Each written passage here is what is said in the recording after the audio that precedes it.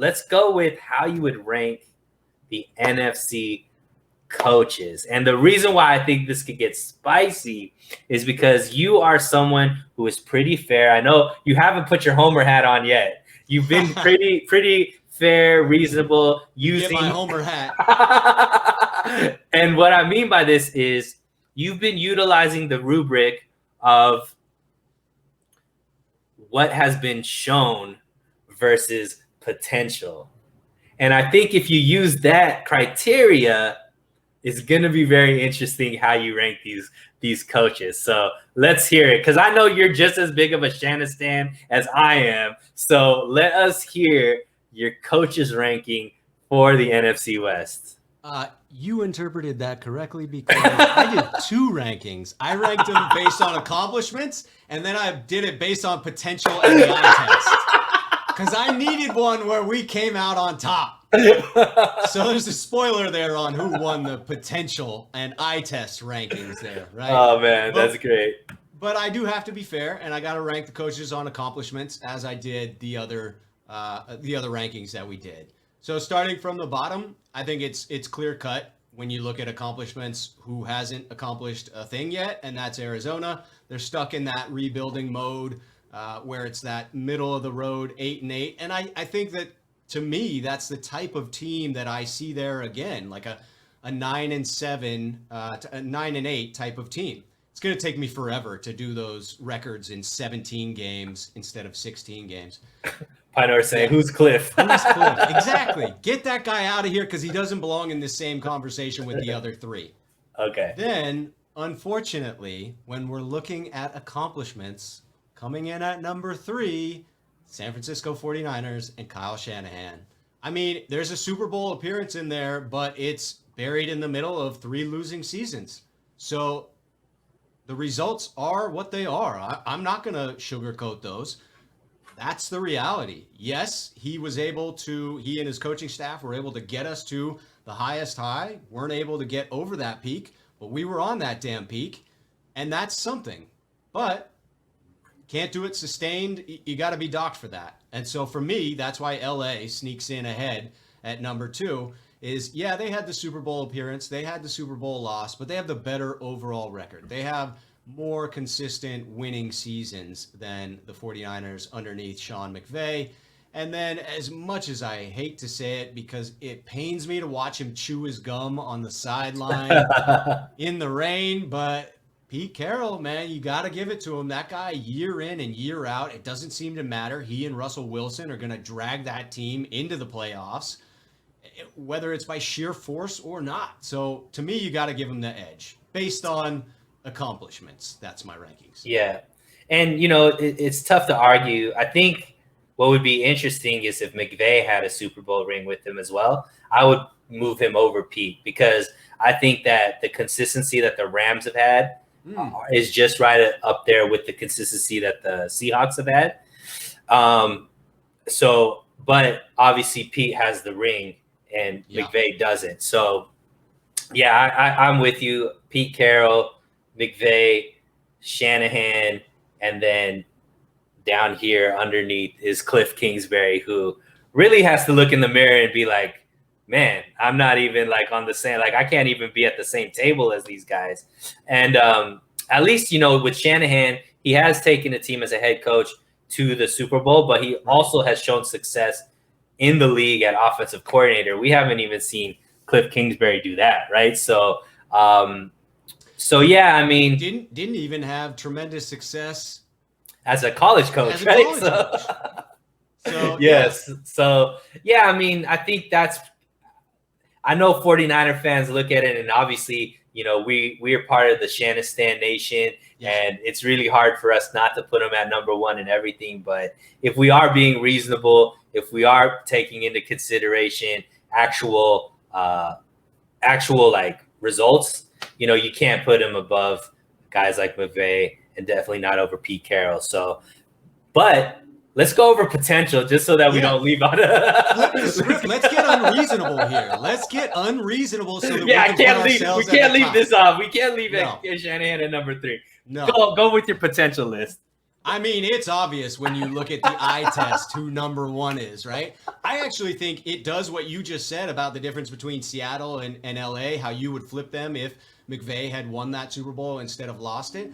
I think that that's what happens in the potential, right? Cliff still, sorry, buddy, still down at the bottom, still Yeah. reigning in that 4 spot. But I think it flips LA and Seattle, LA being the number 2, Seattle being the number 3, because of that eye test, because of what you see from the play calling by McVay and the creativity that he puts forth. But no one puts out the creative, jaw-dropping eye test, just make you want to get up and yell your head off like Kyle Shanahan. And to me, it's just obvious when you put on the tape and you watch it and just get riled up by it, and you listen to the announcers in the league too and the way they talk about the play design. It really is something special. And I feel like we are fortunate as 49er fans to have him as the head coach because of what we get to watch. And I think it's almost a shame that we don't seem to, well, maybe that's not true. I think that there is a segment of the fan base that is very hard on Kyle, and maybe rightfully so because of the record and the whole you And are the results, what your record yeah. says you are. Mhm. But it's just, I guess the problem for me is I see it. I see it on the field. And to me, anyone who's like, well, I'm not sold on Shanahan, I'm like, are you crazy? Like, do you not see it? Like, are you blind? Can you not just watch the game? But maybe that's the homer in me. Maybe that's Yeah. the homer in me finally coming out clear as day in this broadcast. We needed some homer because you know what? I needed more of that because just like Kidlow, we are all only Shan supporters, man. We are all only Shan supporters. That's great. I agree with you. I think potential. I mean, if Shanahan had a Super Bowl, if he had won, if we had been able to fend off the Kansas City Chiefs for those 10 minutes, you know, he's by far number 1 on this list, right? Because that changes everything. So let's get to it, man. Who's going to win the NFC West, Rob? Who is going to win? And let's go 4-1 so that we can kind of build up some like, I guess I'm missing the word, but let's build up the anticipation. Yeah, there a little it is. Anticipation, a little suspense, keep people guessing what there it it might is. be. Yeah, so again, in this one, I think the number 4 spot strikes me as fairly obvious. I think that putting Arizona there, they are still in that process of defining who they truly are in my mind. I think Kyler Murray needs to take the next step as a passer. I feel like Cliff Kingsbury needs to take the next step as a head coach. And I hope that they're continuing to build that roster because it didn't strike me as one that could compete with the rest of the division. It seems to me as if they're trending in the right direction, and I do expect them to be above 500. I just don't think that they are going to do anything beyond taking 4th place within the division. So that's a little spoiler and a teaser there for me, is that I think everyone in the division ends up above 500, which would be spectacular. Would be amazing, right? Yeah. Yeah, absolutely. And then for the next 2, they're neck and neck, and giving these away shows who the number 1 is. So I'll go slow on it to keep that anticipation building. But to me, this is not more than a game or 2 removed from first place, and not a game or 2 removed from each other. So I think it's going to be neck and neck and neck, potentially with some tiebreakers coming in here. But for the 3 spot, I got to put in the Rams. And wow, this could be something where a lot of people disagree with me, but when you pair the number 1 overall defense with a significantly upgraded quarterback, even with the loss of their star running back, I think that this is going to be a competitive team, but that loss of the star running back does take them down a notch, right? So to me, this was tough. I started to sell myself on the idea that LA was the 2 spot. And then I had to bump them down because of Cam Akers. And I think that if I see something from the other backs on the roster, I may change my mind in preseason on this one. But for now, I got to put LA there. And that, to me, plugs in Seattle at the number 2 spot, because I think you got the best quarterback in the division, a solid run game, and a somewhat suspect defense, but I believe that Wilson and those receivers will again carry this team. I mean, when I look at that flawed team last year, I have to remind myself they were the clear and away number one in the division last year. And so to put them at number 2 seems fitting, right? I think that they can again put themselves in that 12-5 range, even with the deficiencies on defense. And then the homer in me came out last time, so it's still out. I think that number 1 rushing attack in the league, a potential top 5 defense, potentially the number 1 defense.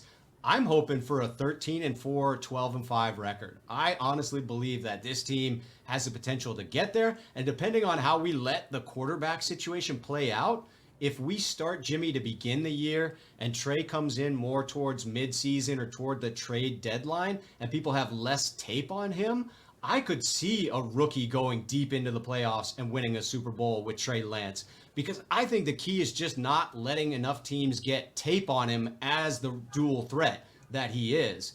So that's my reason for not wanting him to start early on in the season where he has less of a grasp of the playbook, but teams have longer to prepare for him when the playoffs roll around. But I'm excited about this year, and I think we have a real shot at that number 1 seed. Yeah, I mean, I think the NFC West is, cutthroat, right? So yeah. I think whoever wins this division probably, well, I guess now with the playoff system, only one team gets a bye, but this could definitely be a division where 3 teams get into the playoffs. So, and the only, I guess, conflict I have is I think the Rams are a little bit better than what you're saying. I mean, they were kind of neck and neck with Seattle a lot last season. And that was with Jared Goff at quarterback, right? So having Matthew Stafford there, I think, is going to be a big difference. Although Cam Akers did go down, he wasn't utilized much during the regular season. Last year, they used him more to the tail end of the season, and that's where he really picked up. So I think Henderson's going to do fine in the running game. They still have 2 of the most feared guys on defense in Aaron Donald and Jalen Ramsey. They have, solid, receiver core and obviously a genius in Sean McVay. All the things we say about Shanahan can be said about McVay as well. So I believe they're going to be the toughest competition for the 49ers. I think the Rams and the 49ers are going to be going back and forth as far as who wins that division. I imagine it coming down to the last few weeks of the season as far as who wins that, which is going to be pretty exciting. But I can't see it any other way. Rams got to finish 2. The Niners got to finish 1. And, I guess we agree, my man, as far as who's winning the NFC number West. 1. That's right. Yeah, that's amazing. I think that you're painting an accurate picture with the Rams to me, and that's why it was so tough. And it really was neck and neck between the 2. And the only edge I could give to the Seahawks was Wilson, but he is pretty spectacular, as much as it pains me to say it. Mm-hmm. And so that gave me the edge. But honestly, as I started to read my notes, I almost sold myself at putting the Rams 2 instead of Seattle 3 as I was going through it live. So it's that close to me. And I do think that it's going to be a tough division. I think that it's going to be a log jam up top. And I think you're right that it's entirely possible, as much as it'll pain me to play either of those teams in the playoffs, it's entirely possible that you get all 3 into the playoffs from the NFC West. I agree. I totally agree. I think it's going to be these 3. And I think the week 16, 17 are going to matter, which is a good thing because that means everybody's there's no rest. Nobody's going to be rested. Everybody's going into the playoffs with a sharp mindset playing, so I think one of these teams is really going to be the best competition for Tampa Bay, who I imagine is going to be, the top of the NFC overall with everybody they brought back. Plus, we got big play Dre for weeks 17 and 18, so he's going to come in and just, do the same thing he did last year to end the season. Absolutely. We need